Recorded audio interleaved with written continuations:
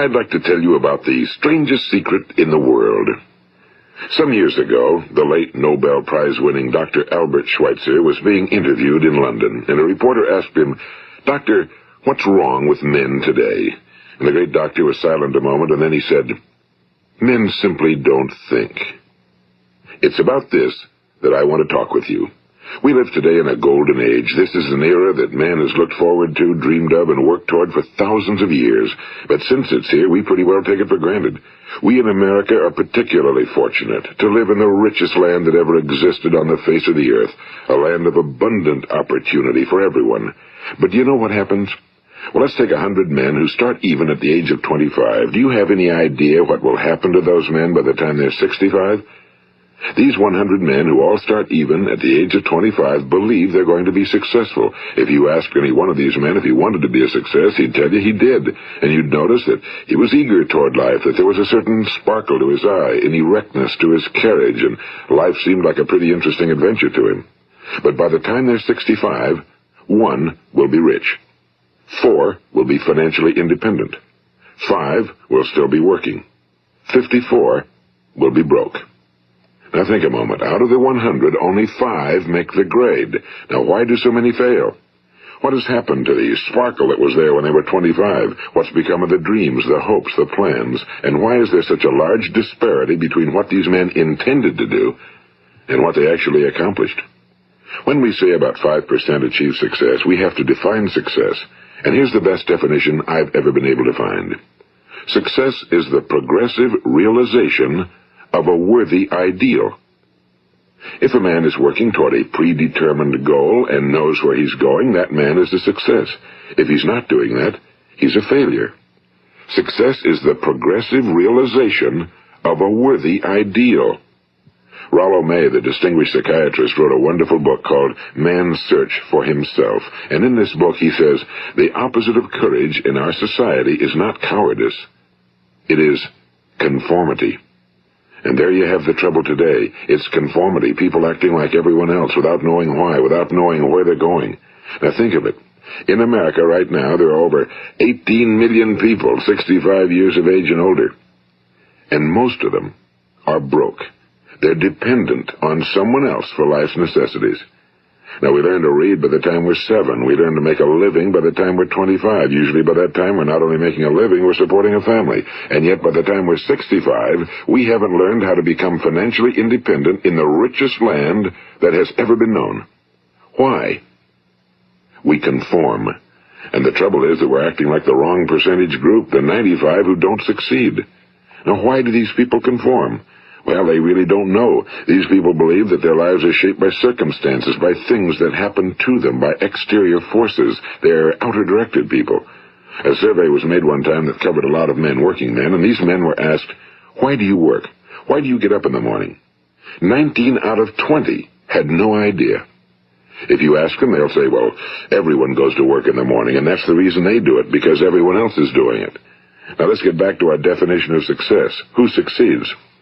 The only person who succeeds is the person who is progressively realizing a worthy ideal.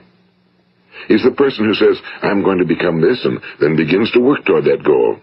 I'll tell you who the successful people are. A success is the school teacher who's teaching school because that's what he or she wants to do. The success is the woman who's a wife and mother because she wanted to become a wife and mother and is doing a good job of it. The success is the man who runs the corner gas station because that was his dream. That's what he wanted to do. The success is the successful salesman who wants to become a top-notch salesman and grow and build with his organization. A success is anyone who is doing deliberately a predetermined job because that's what he decided to do deliberately. But only 1 out of 20 does that. That's why today there isn't really any competition unless we make it for ourselves.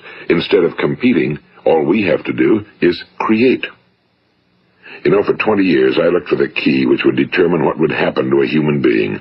Was there a key I wanted to know which would make the future a promise that we could foretell to a large extent? Was there a key that would guarantee a person's becoming successful if he only knew about it and knew how to use it? Well, there is such a key, and I've found it. Have you ever wondered why so many men work so hard and honestly without ever achieving anything in particular, and others don't seem to work hard and yet seem to get everything? They seem to have the magic touch. You've heard them say that about someone. Everything he touches turns to gold. And have you ever noticed that a man who becomes successful tends to continue to become successful? And on the other hand, have you noticed how a man who's a failure tends to continue to fail? Well, it's because of goals. Some of us have goals, some don't. People with goals succeed because they know where they're going. It's that simple. Think of a ship leaving a harbor, and think of it with the complete voyage mapped out and planned. The captain and crew know exactly where it's going and how long it'll take. It has a definite goal. Now, 9,999 times out of 10,000, it will get to where it started out to get. Now let's take another ship, just like the first, only let's not put a crew on it or a captain at the helm. Let's give it no aiming point, no goal, no destination. We just start the engines and let it go. I think you'll agree with me that if it gets out of the harbor at all, it will either sink or wind up on some deserted beach, a derelict. It can't go anyplace because it has no destination and no guidance, and it's the same with a human being. Take the salesman, for example. There's no other person in the world today with the future of a good salesman. Selling is the world's highest paid profession, if we're good at it, and if we know where we're going.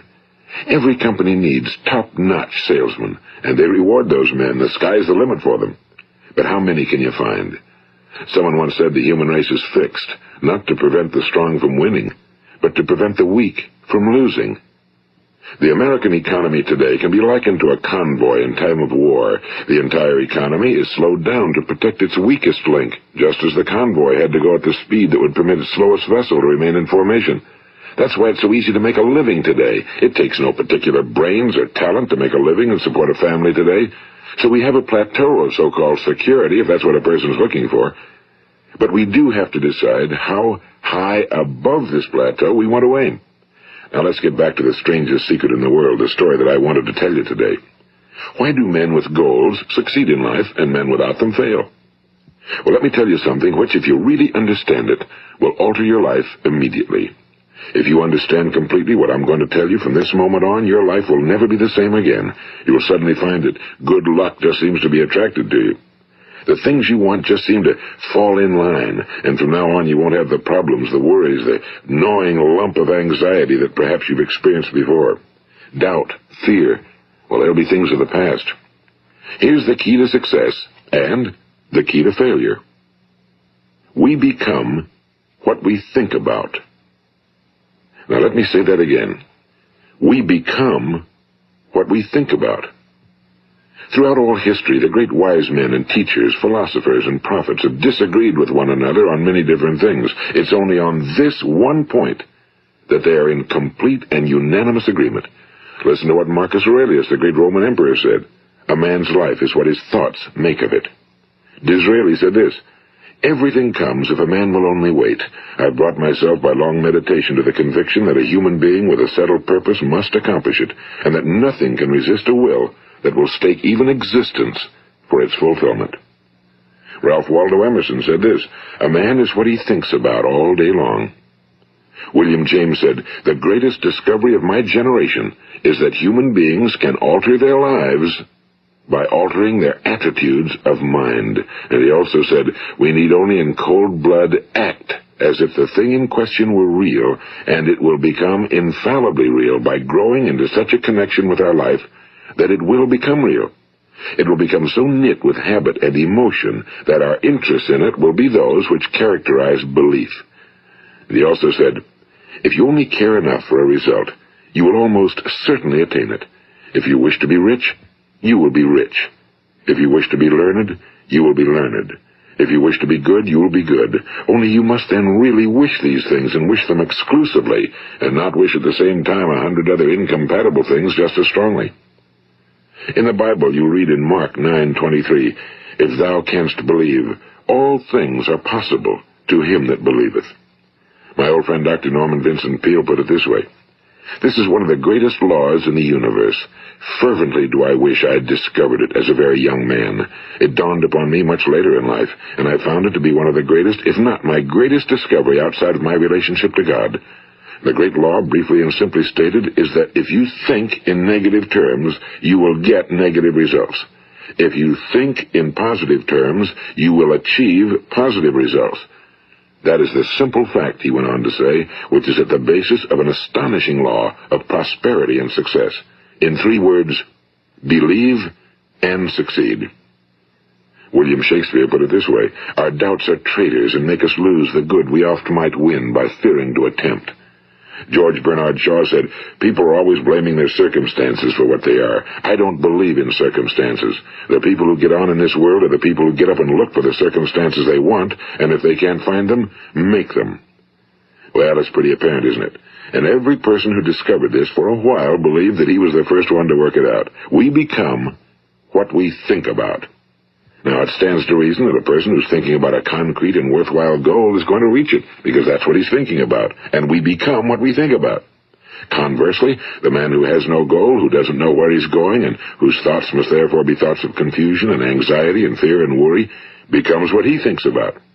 His life becomes one of frustration and fear and anxiety and worry. And if he thinks about nothing, he becomes nothing. Now, how does it work? Why do we become what we think about? Well, I'll tell you how it works as far as we know. Now, to do this, I want to tell you about a situation that parallels the human mind. Suppose a farmer has some land, and it's good fertile land. Now, the land gives the farmer a choice.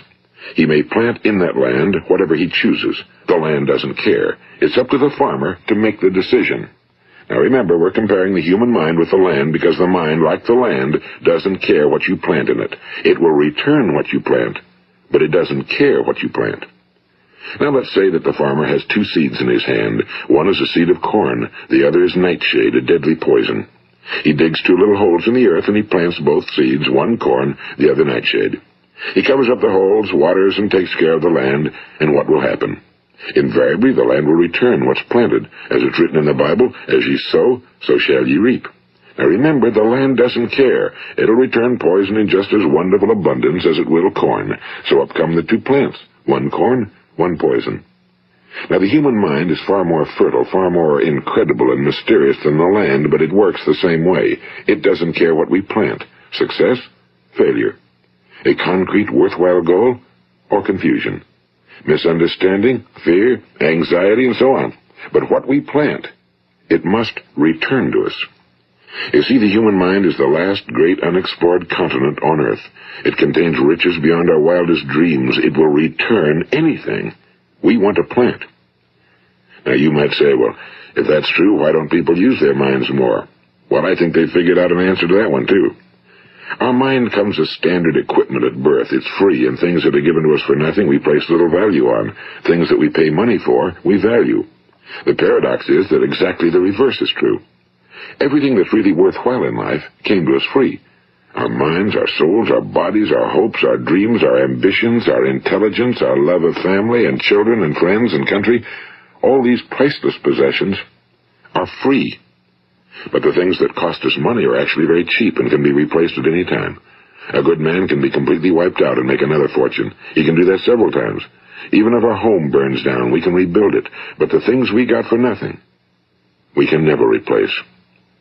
The human mind isn't used because we take it for granted. Familiarity breeds contempt. It can do any kind of job we assign to it, but generally speaking, we use it for little jobs instead of big, important ones. Universities have proved that most of us are operating on about 10% or less of our abilities. So decide now, what is it you want? Plant your goal in your mind. It's the most important decision you'll ever make in your entire life. What is it you want? Do you want to be an outstanding salesman?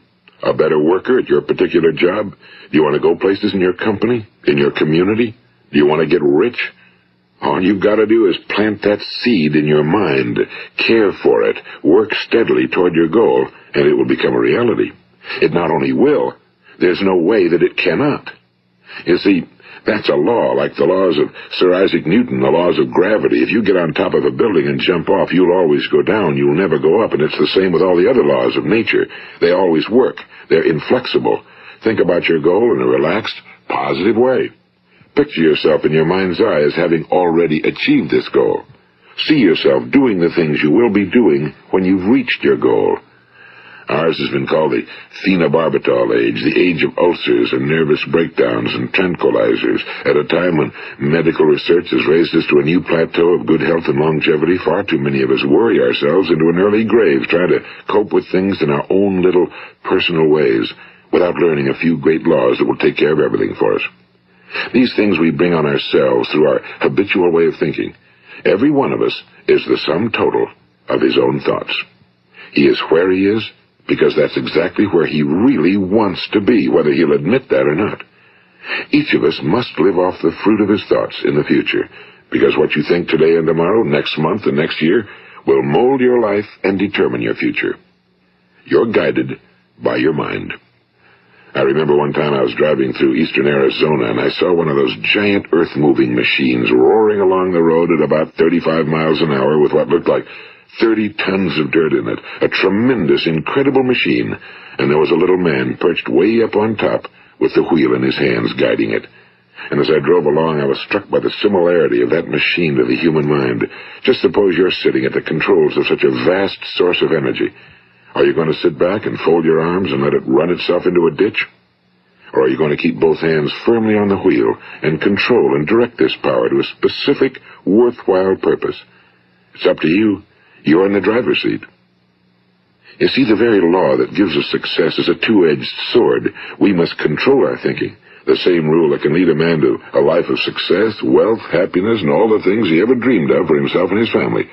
That very same law can lead him into the gutter. It's all in how he uses it, for good or for bad.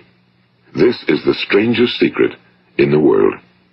Now, why do I say it's strange, and why do I call it a secret? Actually, it isn't a secret at all. It was first promulgated by some of the earliest wise men, and it appears again and again throughout the Bible, but very few people have learned it, understand it. That's why it's strange, and why for some equally strange reason it virtually remains a secret. I believe that you could go out and walk down the main street of your town and ask one man after another what the secret of success is, and you probably wouldn't run into one man in a month who could tell you. Now, this information is enormously valuable to us if we really understand it and apply it. It's valuable to us not only for our own lives, but the lives of those around us, our families, employees, associates, and friends. Life should be an exciting adventure. It should never be a bore. A man should live fully, be alive. He should be glad to get out of bed in the morning. He should be doing a job he likes to do because he does it well. One time I heard Grove Patterson, the great late editor-in-chief of the Toledo Daily Blade, make a speech, and as he concluded his speech, he said something I've never forgotten. He said, "My years in the newspaper business have convinced me of several things. Among them, that people are basically good, and that we came from someplace, and we're going someplace. So we should make our time here an exciting adventure. The architect of the universe didn't build a stairway leading nowhere." And the greatest teacher of all, the carpenter from the plains of Galilee, gave us the secret time and time again. As ye believe, so shall it be done unto you. I've explained the strangest secret in the world and how it works. Now, on this side, I want to explain how you can prove to yourself the enormous returns possible in your own life by putting this secret to a practical test. I want you to make a test that will last 30 days. It isn't going to be easy, but if you'll give it a good try, it will completely change your life for the better. Now, back in the 17th century, Sir Isaac Newton, the English mathematician and natural philosopher, gave us some natural laws of physics which apply as much to human beings as they do to the movement of bodies in the universe. And one of these laws is that for every action, there is an equal and opposite reaction. Simply stated, as it applies to you and me, it means we can achieve nothing without paying the price. The results of your 30-day experiment will be in direct proportion to the effort you put forth. To be a doctor, you must pay the price of long years of difficult study. To be successful in selling, and remember that each of us succeeds to the extent of his ability to sell. Selling our families on our ideas, selling education in schools, selling our children on the advantages of living the good and honest life, selling our associates and employees on the importance of being exceptional people. To, of course, the profession of selling itself. But to be successful in selling our way to the good life, we must be willing to pay the price. Now, what is that price? Well, it's many things. First, it's understanding emotionally, as well as intellectually, that we literally become what we think about, that we must control our thoughts if we're to control our lives. It's understanding fully that as ye sow, so shall ye reap. Second, it's cutting away all fetters from the mind and permitting it to soar as it was divinely designed to do. It's the realization that your limitations are self-imposed and that the opportunities for you today are enormous beyond belief. It's rising above narrow-minded pettiness and prejudice. And third, it's using all your courage to force yourself to think positively on your own problem, to set a definite and clearly defined goal for yourself, to let your marvelous mind think about your goal from all possible angles, to let your imagination speculate freely upon many different possible solutions, to refuse to believe that there are any circumstances sufficiently strong to defeat you in the accomplishment of your purpose, to act promptly and decisively when your course is clear, and to keep constantly aware of the fact that you are, at this moment, standing in the middle of your own acres of diamonds, as Russell Conwell used to point out. And fourth, save at least 10% of every dollar you earn. It's also remembering that no matter what your present job, it has enormous possibilities, if you're willing to pay the price.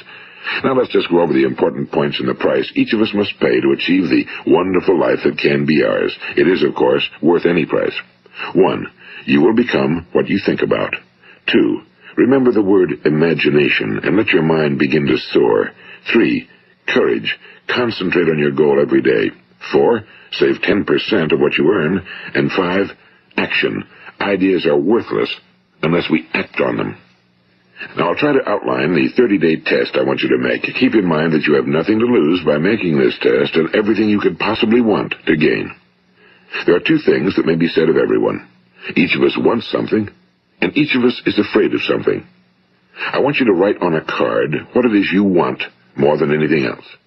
It may be more money. Perhaps you'd like to double your income or make a specific amount of money. It may be a beautiful home. It may be success at your job. It may be a particular position in life. It could be a more harmonious family. Each of us wants something. Now write down on your card specifically what it is you want. Make sure it's a single goal and clearly defined. You needn't show it to anyone, but carry it with you so that you can look at it several times a day. Think about it in a cheerful, relaxed, positive way each morning when you get up, and immediately you have something to work for, something to get out of bed for, something to live for. Look at it every chance you get during the day and just before going to bed at night. And as you look at it, remember that you must become what you think about, and since you're thinking about your goal, you realize that soon it will be yours. In fact, it's yours really the moment you write it down and begin to think about it. Look at the abundance all around you as you go about your daily business. You have as much right to this abundance as any other living creature. It's yours for the asking. Now we come to the difficult part. Difficult because it means the formation of what is probably a brand new habit, and new habits are not easily formed. Once formed, however, it will follow you for the rest of your life. Stop thinking about what it is you fear. Each time a fearful or negative thought comes into your consciousness, replace it with a mental picture of your positive and worthwhile goal.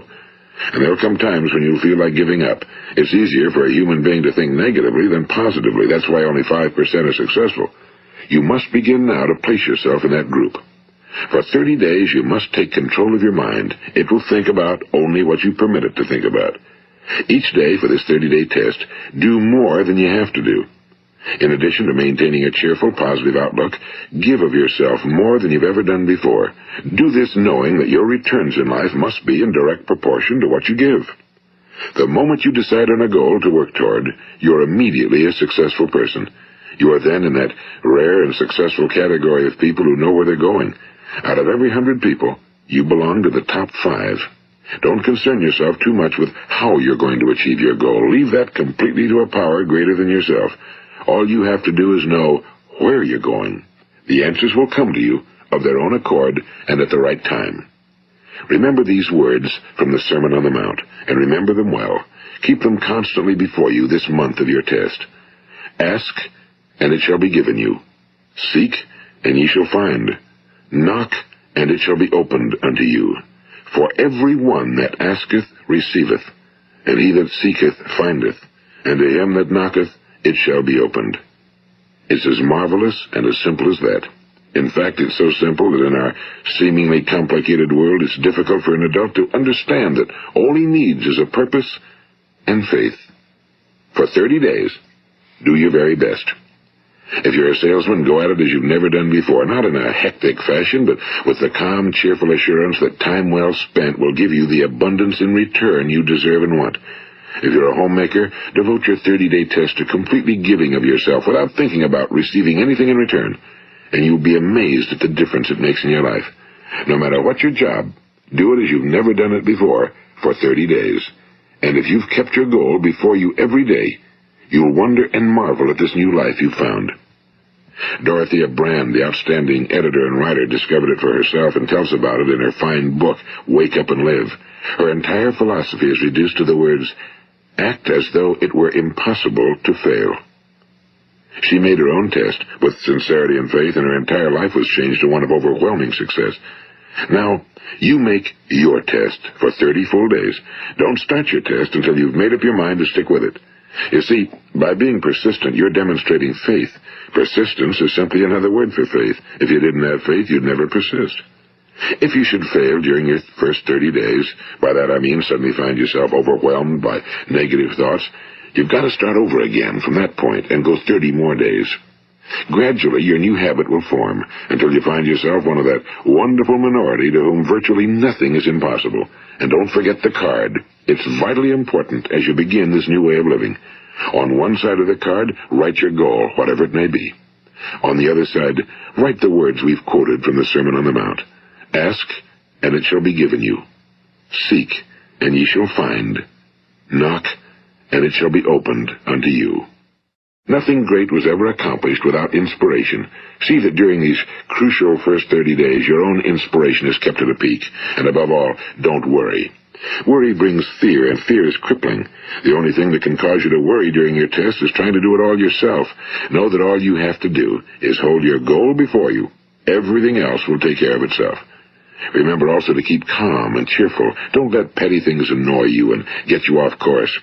Now, since making this test is difficult, some will say, why should I bother? Well, look at the alternative. No one wants to be a failure. No one really wants to be a mediocre individual. No one wants a life constantly filled with worry and fear and frustration. Therefore, remember that you must reap that which you sow. If you sow negative thoughts, your life will be filled with negative things. If you sow positive thoughts, your life will be cheerful, successful, and positive. Now, gradually, you will have a tendency to forget what you've heard on this recording. Play it often. Keep reminding yourself of what you must do to form this new habit. Gather your whole family around at regular intervals and listen to what's been said here. You know, most men will tell you that they want to make money without understanding the law. The only people who make money work in a mint. The rest of us must earn money. This is what causes those who keep looking for something for nothing or a free ride to fail in life. The only way to earn money is by providing people with services or products which are needed and useful. We exchange our time and our product or service for the other man's money. Therefore, the law is that our financial return will be in direct proportion to our service. Now, success is not the result of making money. Making money is the result of success, and success is in direct proportion to our service. Most people have this law backwards. They believe that you're successful if you earn a lot of money. The truth is that you can only earn money after you're successful.